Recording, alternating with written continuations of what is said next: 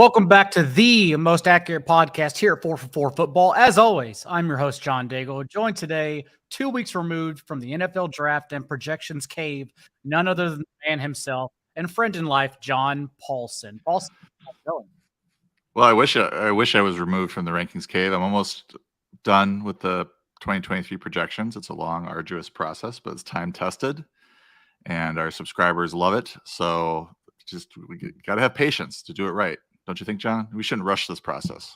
We should not. We still have 4 months to get through to talk about the same players over and over again. So please take your time.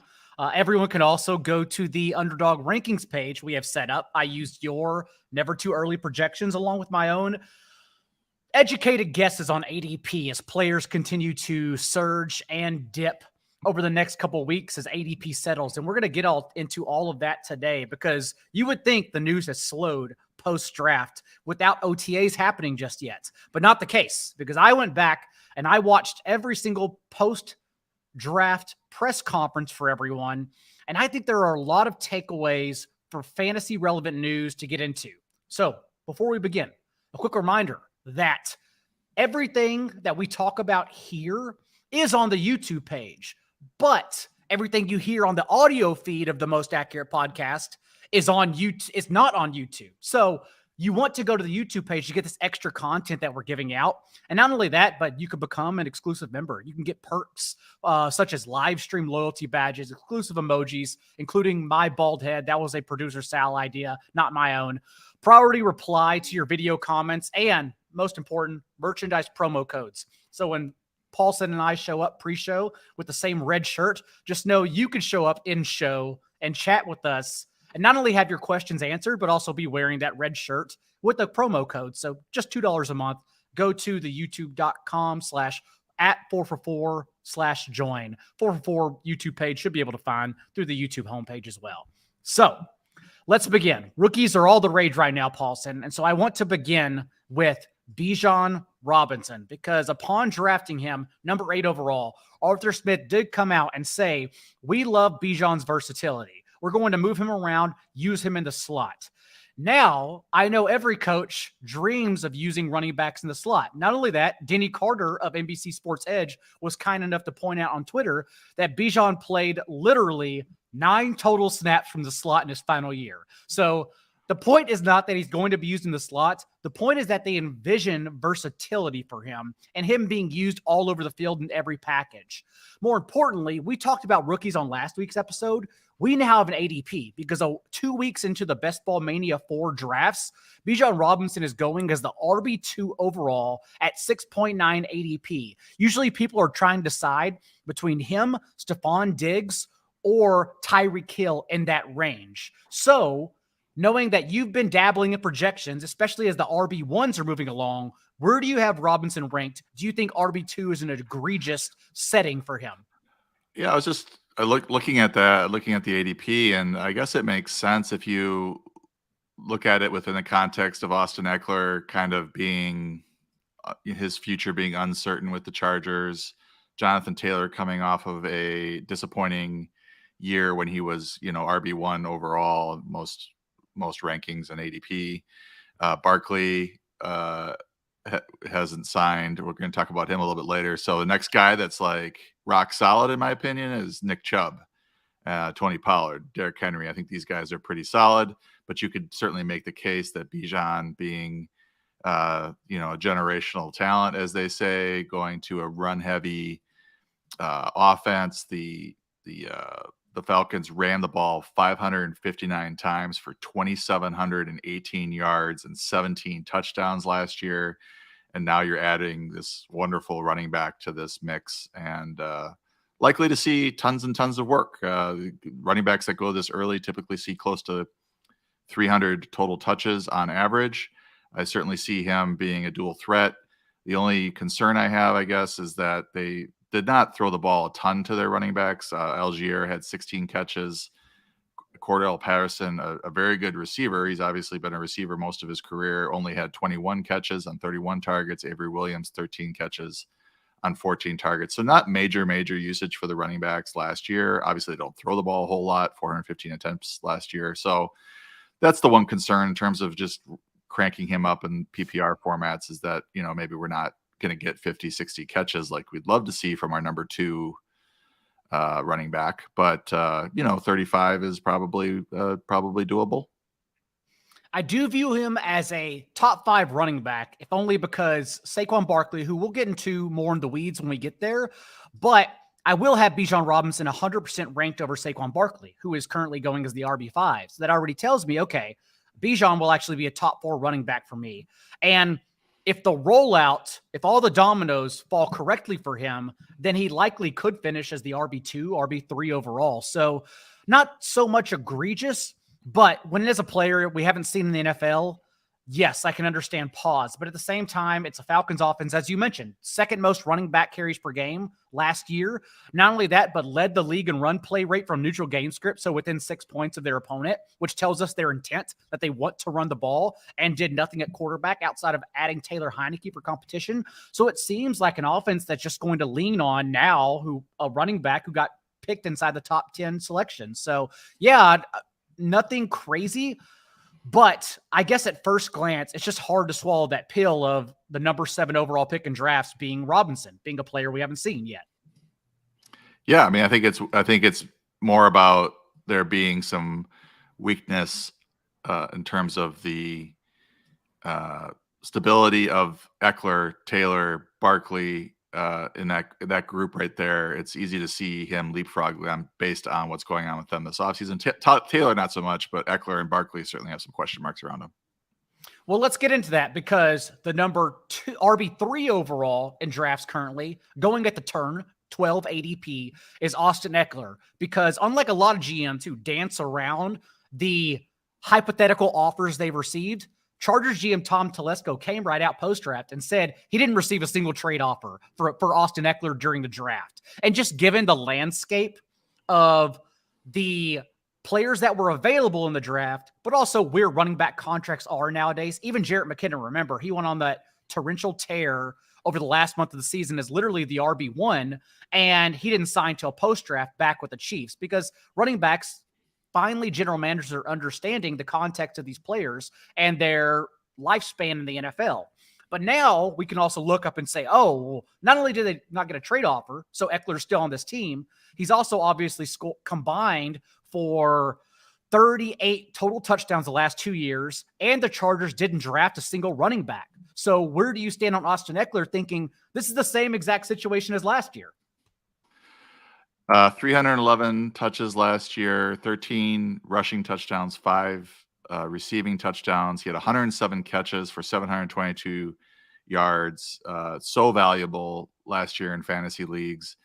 I think from a real world standpoint, you mentioned the stock or the value of running backs going down. I think teams are a little leery about trading for a he's turning 28 next week, soon to be 28-year-old, coming off of a big workload, extremely talented, but what sort of contract does he want as part of this trade?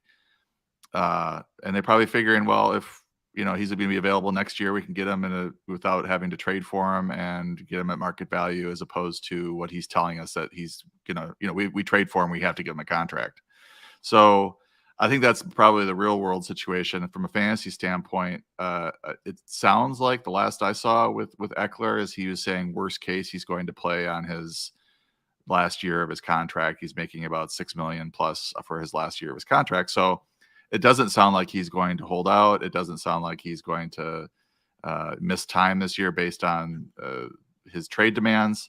So if he's back, he's probably a little disgruntled, but he certainly has all the encouragement in the world, motivation in the world to have another big season, so he can try to cash in on a 3 or 4 year deal next year. So I'm going to have him ranked really high, top 5. Obviously, a terrific player in a offense that I'm pretty excited about, with Kellen Moore joining as the offensive coordinator. You and I have Nick Chubb around him, but obviously Chubb is still going late second round. Eckler's being drafted, as I mentioned, in the first round. So it's a situation where people have to either avoid him at that cost and wait for a Chubb Pollard who are not increasing in their ADP in drafts right now, or maybe just sit out altogether. But that's something to be decided as we move along. Someone else who is right around that mid-second turn selection is Saquon Barkley. And Giants GM Joe Schoen came out and said he finally had contract talks with Barkley, which was the first time the two talked since Barkley was initially tagged.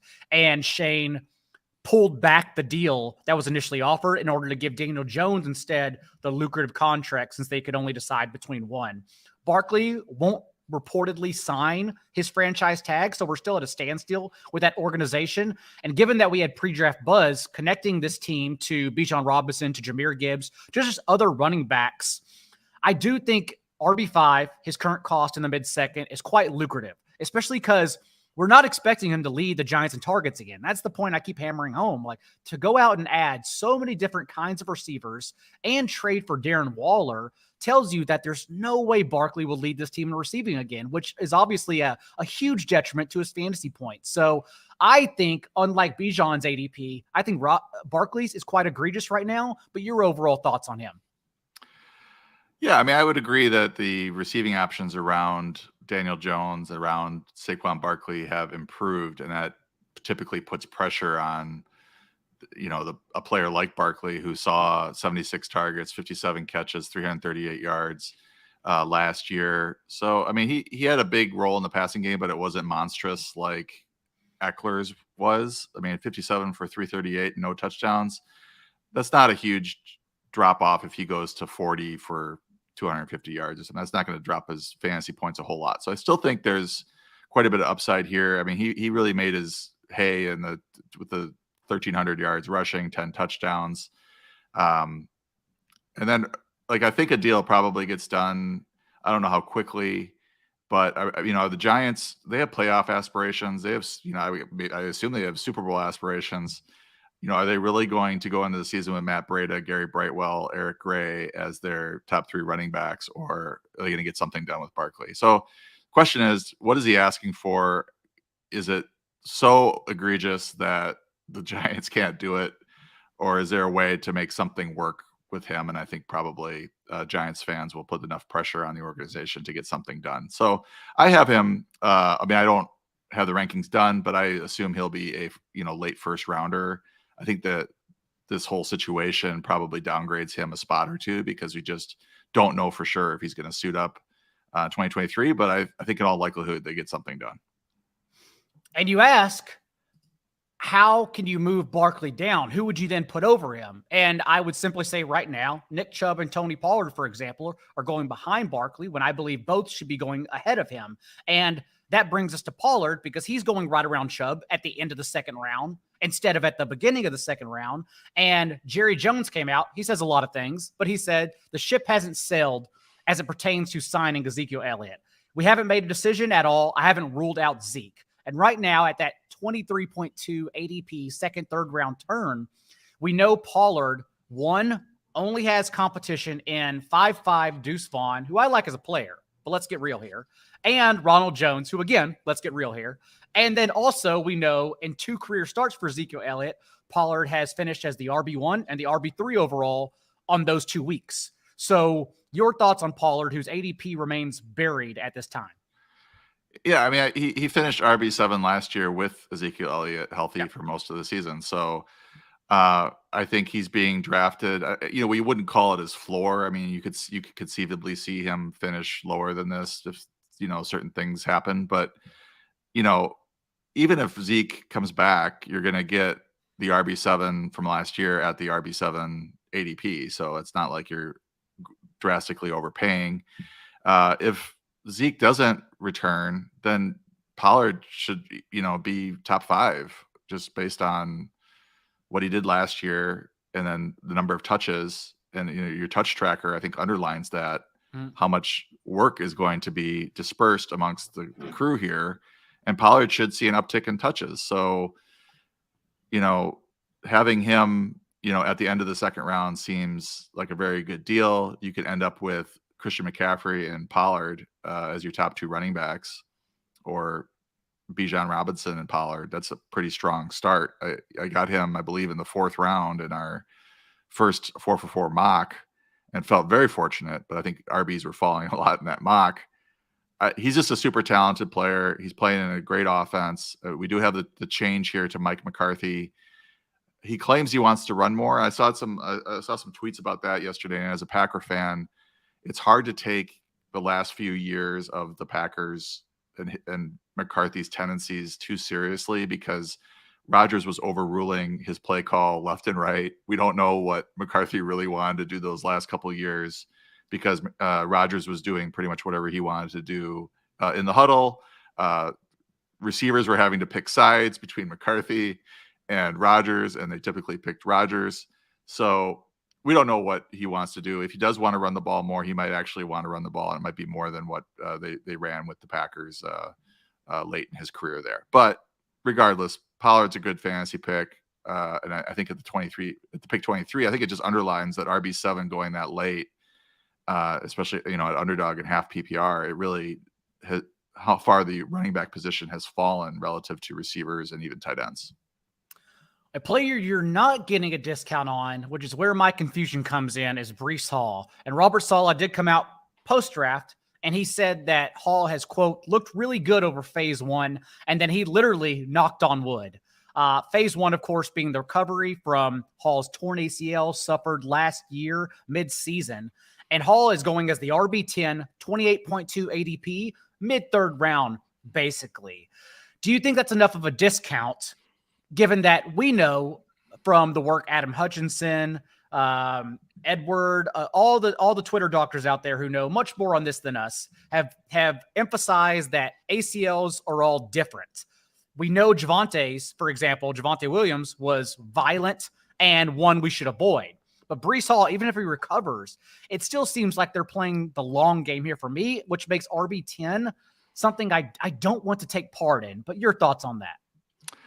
I could see your perspective on this. I don't know what exactly I would do. I haven't started drafting best ball yet. I'd like to get my rankings done first. But I think with Hall, you look around the guys around him, and you can see why he's going where he's going. Josh Jacobs, Derrick Henry, Pollard are the three guys ahead of him, a little more solid in terms of injury health and all that.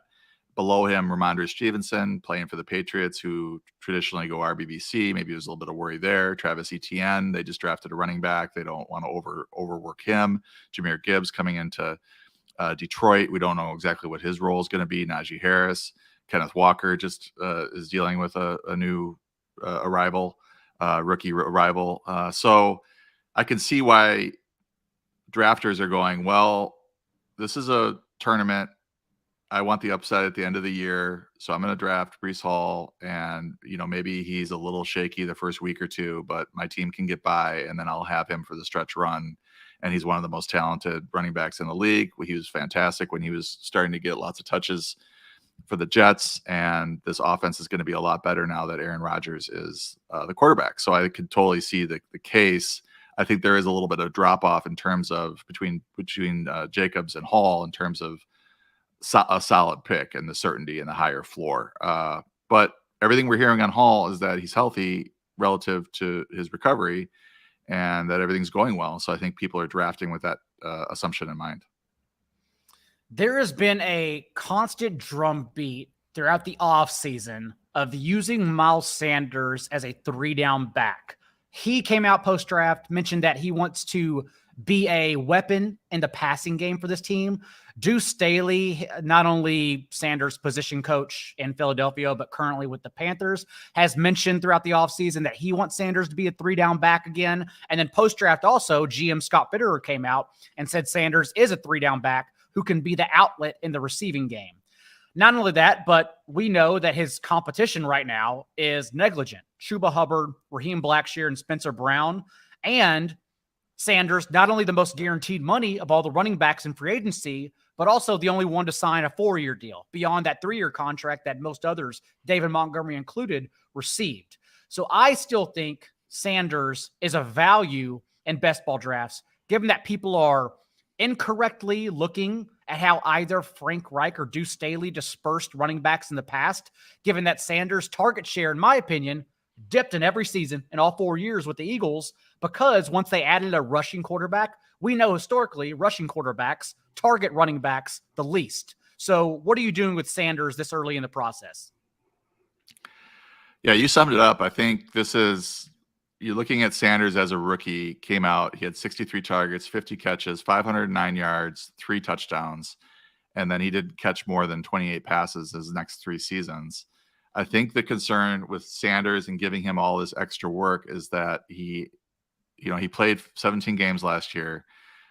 But prior to last year, he had two back-to-back seasons where he only played 12 games, and you were heading into last season thinking he was a little injury prone or had a tendency to get nicked up, and you weren't going to have him for the full season. He turns in a full season. He's got his contract, and now he's going to be the bell cow in theory for the Panthers. And if he is, then he's going to be a good value at RB17. I've noticed that his ADP has ticked up from the 20 range up to 17, it seems. And I think this talk about him catching the ball more, there's some credence to it because he did have that season of 50 for 509 and 3 as a rookie. He should be better at it now, having 3 more years of experience, but the Eagles, for whatever reason, gave those snaps to somebody else. He's perfectly capable of it. So if he gets 250 plus another 50 catches, now you're looking at 300 touches, and he's going to be a bargain at RB17, assuming he can hold up. The Steelers have obviously put an emphasis on the trenches. Steelers assistant GM Andy Weidel came out post-draft and said, we want to be a big physical team, and he showed that in what they did this offseason. Committed a complete overhaul in their offensive line by signing Isaac Seumalo and Nate Herbig for a combined $32 million guaranteed.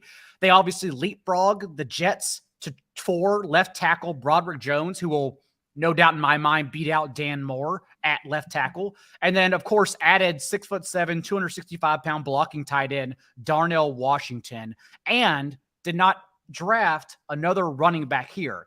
Everyone wants it to be Jaylen Warren, but everyone forgets that once Najee Harris got a chance to recover from his ankle injury post-bye, from week 10 on, he was a totally different player. 74 rushing yards per game, also went back to averaging 3 targets per game. And so last year, whereas we talked about it all offseason, how he was an egregious first-round pick, being incorrectly drafted there, now we get value because he's being treated as an RB2. So what are you doing with Najee Harris? Yeah, if you look back at Najee's season, he still had 10 total touchdowns, 7 rushing, 3 receiving, 41 catches, 272 carries. It wasn't an efficient season because 3.8 yards per carry, but he started off so slow. And as you mentioned, after the bye, he started racking up the 20 carry games left and right. So his RB 14 ADP, I think amongst the guys that he's going around there, he's got a really high floor because they showed last year what they want to do with him, and they're not going to just hand the keys over to Jaylen Warren. They want to run the ball. This should be improved. And I think the big thing, for him is that he's now a year removed from the injury and should come into the season fully healthy, and maybe should be going closer to the first round than, he is. I mean, he's going pick 39. I don't know that he should be a first round pick, but you could certainly make the case second, third round that he should be up there with the Ramondre Stevensons of the world. Dalton Kincaid has gotten steamed of late, as most rookies have. But when Bean, general manager for the Bills, addressed the media, one thing he kept mentioning is Kincaid's elite hands and that the team would use more 12 personnel this season. Josh Allen, of course, totaled the league's 4th most pass attempts against 2 eye safeties last year.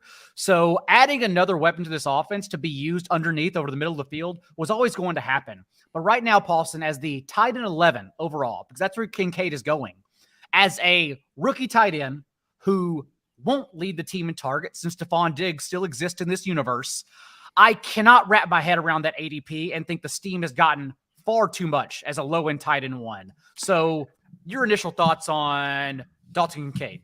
Yeah, I was wondering where you were going with that. If you thought that this was egregious ADP, I just pulled it up and I was like, oh boy, it's there. Yeah. He's way ahead of Dawson Knox, which, tight end 18 for Knox. Knox is a really good athlete. So just go to a player profiler and pull up Dawson Knox one time just to be surprised by his athleticism. I don't know. I just wanted to mention that. Knox gets kind of a bad rap. So I don't know that Kincaid is going to come in and immediately surpass Knox in catches. We know how rookie tight ends tend to fare. I do think he has like interesting tight end 2 type upside, but the fact that he's being drafted tight end 11 ahead of Dalton Schultz, who is extremely likely to lead the Texans in targets, Cole Kmet, who came on last year, Chega Okonkwo, who was really good last year, Greg Dulcich, good in his stretches last year. That's a lot. That's a lot to ask of a rookie to come in and kind of beat those vets out who have 2 or 3 years now or more of experience. So I wouldn't be touching him at that ADP. If he was available 12th, 13th round, I would start to think about that. I do like the idea that they're going to play more 12 and he's going to basically be their slot receiver. But there's no guarantee that he's going to be playing 70-80% of the snaps from the get-go. I think he might be in for kind of a slow start here as he tries to learn the NFL. Everyone has been trying to parse Seattle's offense, and Pete Carroll, when asked about potentially using more 3 wide receiver sets, said, quote, "We really like our tight ends. It's not to try to get to 3 receivers. We want our 3 receiver play to be better, and we need to be better on third down. We'll still mix it up." He also indicated something we already knew, given that Jackson Smith and Jigba only ran 5 routes from the boundary last year, that JSN would start out in the slot in between DK Metcalf and Tyler Lockett. And right now, as it shakes out, DK Metcalf, mid-third round pick, 29.5 ADP. JSN, 58.1 on average. And then Lockett, of course, as he always falls behind the 3, despite not deserving to, 68.4. So what are you doing with these 3 wide receivers in Seattle? Well, at least, I just pulled up this ADP as well. To see JSN ahead of Lockett is pretty surprising. Lockett's ADP is at least in the 6th round. That's a reasonable ADP for him after last year. He was 9th or 10th round and a great value pick. But I think people now are baking in the fact that Geno Smith is decent to good and bumping up this whole receiving core. But, Lockett, I believe, has outscored Metcalf the last couple seasons. So Metcalf go ahead. I don't mean to cut you off, but I'm excited about this stat because I'm going to keep hammering it home this offseason because I think it's ridiculous. The last 3 years, Tyler Lockett and DK Metcalf have played 64 games together. And Lockett has finished with 12 top 5 weeks. Metcalf has finished with 4 in that time. So Lockett is actually the significantly better player for fantasy, to your point, but he's never treated as such. Never. And I would add to that, if you can, pull up the yardage, just average fantasy points for each player over that span as well at some point if you want to expound upon your Lockett Metcalf, because I'd be interested to see if Lockett has outscored Metcalf. But Metcalf just consistently goes ahead of him. I think people are, ageist in fantasy football. They're ready for these old people to go to, put them out to pasture. And I think they do it too quickly, a year or two too quickly, almost every year. Sometimes I get caught holding the bag where a guy falls off a cliff a year earlier than I thought he would. But just looking at this, I wouldn't go with Metcalf at wide receiver 15. I think he's a great player, but I'd rather have Lockett at wide receiver 32 as part of this offense. And I think Smith and Jigba is probably going to have a tougher time getting on the field. I don't think they're going to bench Tyler Lockett in order to get the rookie run. I think he'll play, but he's probably just going to be in on 3 receiver sets.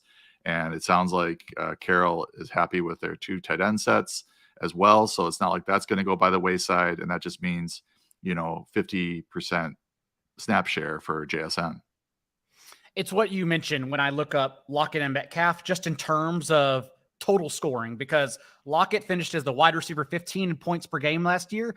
DK Metcalf, the wide receiver 27. So again, it's Lockett who's being underappreciated among these 3. And I do definitely want to slide Smith and Jigba into some of my Seattle stacks because he is the kind of contingency receiver we should target. Someone who if everything stays in place, even could finish second on the team in targets. But if one of them gets injured, and both Lockett and Metcalf have been injured at some point the last 3 years, Smith-Njigba is suddenly a wide receiver 2 on this offense who could lead the team in targets. So it is a player we still want to get at value. But right now, the value, because these things are so fluid throughout the summer, right now the value is Tyler Lockett. And that's the point I want to hammer home for sure. Yeah, I think it would be a lot more palatable if he was going like pick 90 to take him as a contingency receiver as opposed to pick 58. That's the bottom line. The Commanders apparently have their quarterback in place because Ron Rivera came out and said the team is very comfortable with Sam Howell entering camp. Now, they gave Jacoby Brissett more than backup money, roughly $8 million, 1-year deal. And so that does not tell me that Brissett will start. That tells me that this is Howell's job to lose. And it's not necessarily that he's going to lose it, but the fact that he at least gets to start with it and he provided a rushing floor for fantasy, I don't know if that means he'll keep his job, but I do know he'll at least start with this job, and that's who I want to target. And it's an important point, Paulson, because a lot of people are trying to get that QB3 in best ball drafts right now, and it comes down most of the time to either Howell or Brissett. So where do you lean this early? Again, I lean towards Howell. Yeah, I mean, they keep saying that they like Howell and they're comfortable with him, and that's good. I think Brissett's like the backup option if things go haywire and they want to try to stay in the playoff hunt. They know that he can at least game manage. Last year, he had one start. Howell did 11 for 19, 169 yards, a touchdown, 1 interception. He ran the ball 5 times for 35 yards and a touchdown in that game. So his value comes from his rushing. And if you go back and look at his last year at North Carolina, he ran the ball 183 times for 828 yards and 11 touchdowns. And that yardage, people forget, includes sack yardage. So it's even more than that if you take out that sack yardage in college. So he's one of these guys that projects to 35 or whatever plus yards in my rookie quarterback model. He's not a rookie anymore, but he's going to run the ball a lot. If he's even decent as a thrower, he's going to be fantasy relevant. And looking at his college stats, 92 touchdowns versus 23 interceptions, 3,586 yards as a junior, or as a sophomore rather, and 3,056 yards as a junior. His accuracy isn't what I would like. 63.8 in college is, but if he's decent as a thrower and can run like he ran, even in the one start plus preseason plus what he did in college, then he's going to be a good fantasy value. The question is, can he hold on to the job?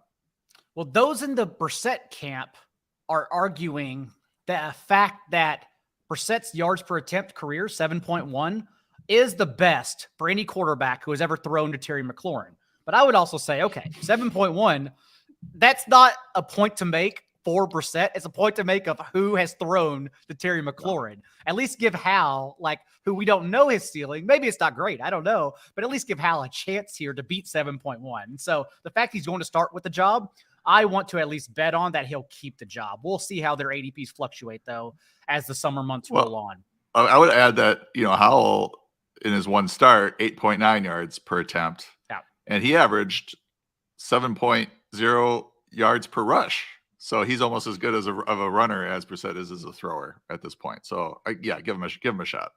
Also lost Desmond Patton, Diami Brown, and Michael Carter and Javonte Williams in his final year at North Carolina. So 4 NFL players right there, not to mention some offensive linemen who got drafted too. Trayveon Williams began making news. I blame underdogs Josh Norris for finding this nugget, but we now know that Bengals running back coach Justin Hill came out and said Trayveon Williams, quote, is reliable. He's got the confidence of everybody on the staff. We know what he's going to do when he gets his opportunity. He got on the field in front of Chris Evans is what he meant to add in here, but he got on the field in front of Evans only because of how well he played last year. Zach Taylor followed that up in his conference as well and said, that's why we brought Trayveon Williams back for more opportunity now that Samaje Perine is gone. And so what this tells me, Paulson, is that with Trayveon going undrafted in best ball drafts, is that he at least will start out with this backup running back job over Chase Brown, who is now instead being drafted in the 14th, 15th round as a player who is thought to be the contingency option to Joe Mixon. I don't know if that means Williams will keep the job over Brown, but he's at least going to start out with it. So I think there's a reason to at least draft both behind Mixon. What round did Chase Brown go in the draft? 5th, which was pretty good as a workhorse from Illinois. We thought he'd go last round.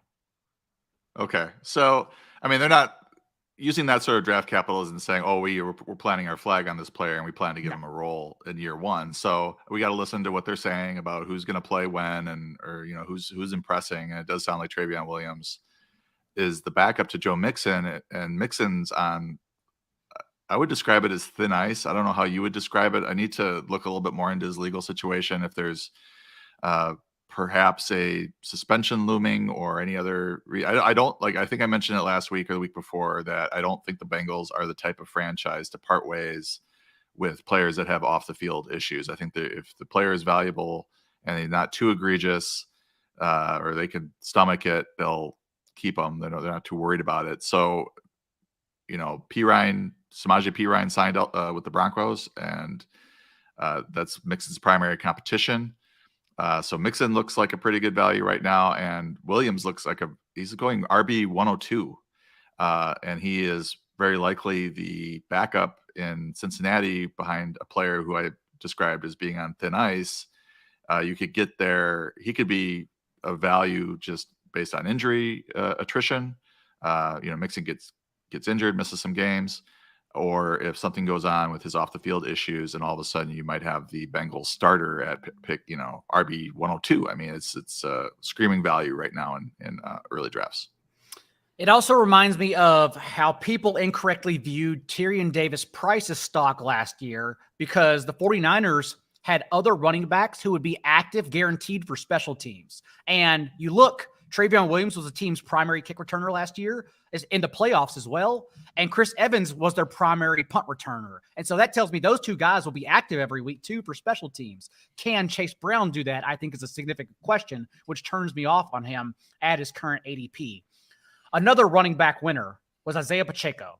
Chiefs head coach Andy Reid came out and said that Pacheco is doing well after 2 offseason surgeries to his hand and shoulder.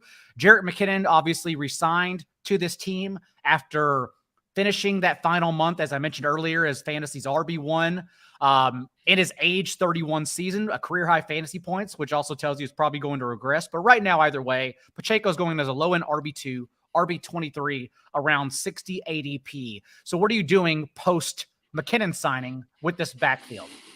Yeah, and I think the thing that jumped out to me with Pacheco is just how hard he runs. That is fun to see. You're kind of rooting for him, and really good speed for where they got him in the draft. Like, just a nice value, but that just kind of shows you what the running back depth is on a yearly basis in college ranks and getting into the NFL. But the issue with Pacheco is he doesn't really catch the ball. He's not targeted too often. He had a maximum of 3 targets last season. Most of that receiving work came late in the year.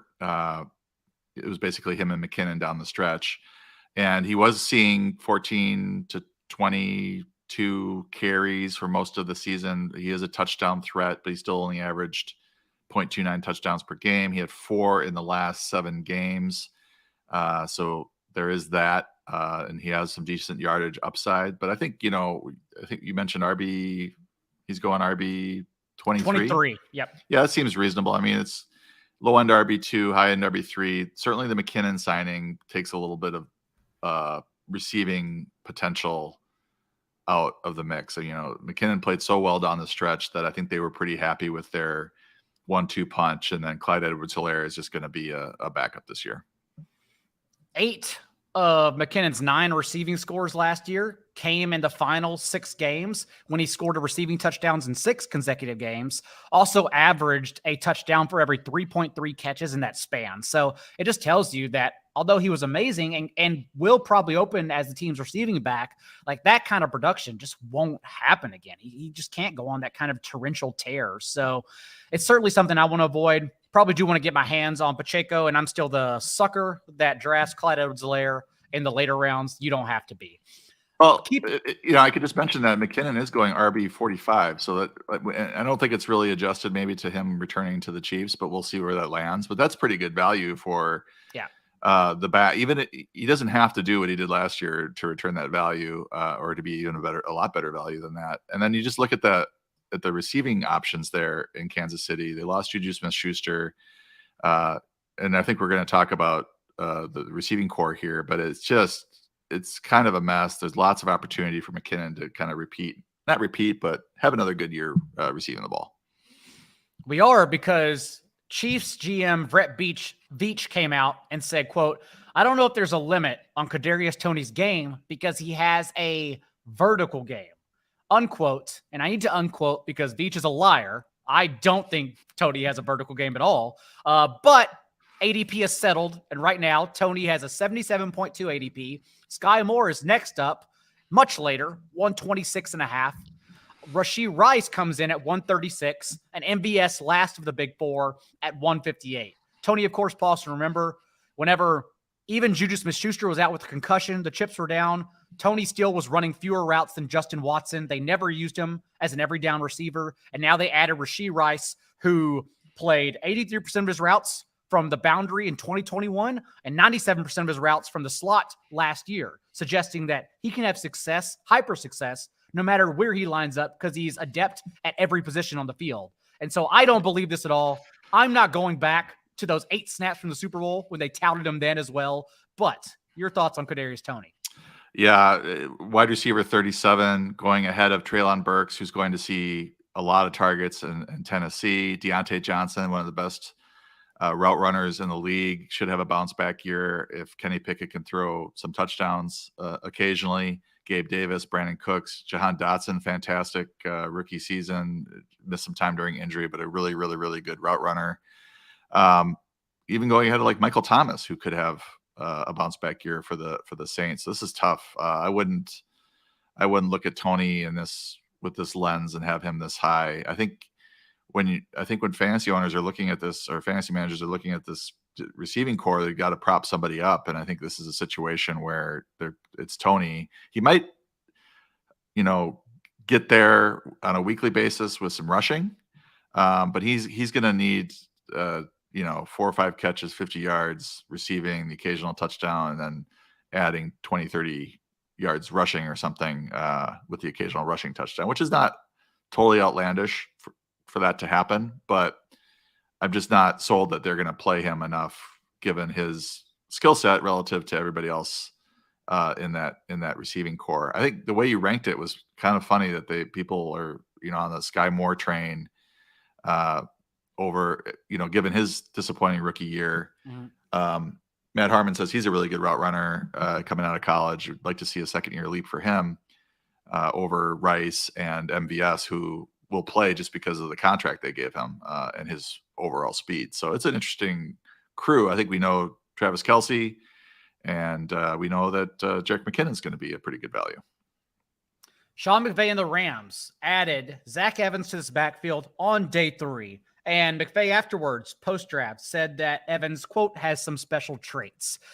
This is more about what are you doing with Cam Akers, though, after he went on that tear in the final month of the season, averaging 21 touches per game, to put the cherry on top of that wild 2022 season where they tried to trade him, so they healthy scratched him. They, of course, couldn't find anyone to take him post-Achilles tear, and then they brought him back when they were basically tanking, and then used him as an every down back to success in those final couple of months. So what are you doing with Cam Akers, who currently is rounding out the top 24 running backs as the RB24 overall? Yeah, I mean, this is one of the weirdest seasons I've seen from a personnel standpoint. Basically benching him and then turning around and giving him 23, 19, and 21 carries in the last 3 games. He delivered 4.95 yards per attempt minimum in the last 4 games. Went over 104 yards in the last 3 games. Had 6 touchdowns in his last 6 games total, and even caught 6, 7, 8, 9 catches in the last 4 games. So I would say now that he's this far removed from his Achilles injury that he's looking like he's going to be the lead back at least for the Rams. I mean, they have Kyron Williams, Ronnie Rivers, and Zach Evans. When did Evans go again in the draft? I think it was 6th round. Could have been 7th. Let me make sure. Yeah, But I think it was 6th. I mean, they're gonna use Akers again, and it's gonna be a 15 to 20 touch a week type of a deal. And finally, the Jets, as we know, have made many signings, Randall Cobb included, this offseason. But Robert Saleh again came out and said Corey Davis, who we thought would be cut to save roughly $9 million against the cap after they added all these receivers, said Davis will, quote, be on this team. And then he also mentioned that last year when he got hurt, we got small at receiver pretty quick. And what that tells me anyways, is that whenever they did not have Corey Davis to play that bigger role in the boundary, like now they have that ideally with this offense. They have Garrett Wilson, Corey Davis, and Alan Lazard to back up one another, and whomever they throw in the slot between Randall Cobb and Mecole Hardman, although I think Mecole is going to be more of a gadget player we want to avoid. And so, yes, Garrett Wilson is a wide receiver 1, but right now go ahead and talk about how you think the rest of these receivers fall out. Well, I think Lazard has the advantage heading into this season because he's got such a good rapport with Aaron Rodgers. They're best buds. They're going to all the NBA games and sitting next to each other, and they're on the Instagram together and all this. So, Corey Davis is a good producer. He's been a good player in the league. I wouldn't have hated if the Packers had gotten him via the trade just to have some bodies at receiver. But from a fantasy standpoint, I'm not confident in him at all with Hardman and Cobb there nipping at his heels because Wilson's going to play, given the contract that they gave Lazard, that he's going to play a lot. Plus Rodgers wants him out there. I would lean that, Lazard is going to have a better fantasy season than Davis, even though, in a vacuum, Davis is probably the better player. And Paulson, that wraps up the veteran news, at least for the most part. Post-combine presser, what do you have on the site coming out for everyone this week? Well, I think next week we'll be able to talk rankings. So we'll get the projections up either this Friday or over the weekend, Monday at the latest, for everybody to see, and then we can do a deep dive into it next couple pods. Best ball tiers will also start rolling out next week too. So I think we'll have a lot of rankings to discuss next week. Until then, everything you want post-draft is on the site and for free for the most part. You have underdog rankings. We have mock drafts up, rookie drafts up, my rookie tiers and rankings up if you have rookie drafts going on. So just make sure to check all that out because everyone worked their asses off these past couple of weeks. But until next week, we can actually talk more rankings. You know what to do. Be a little bit kinder than what's required. We'll see you next time.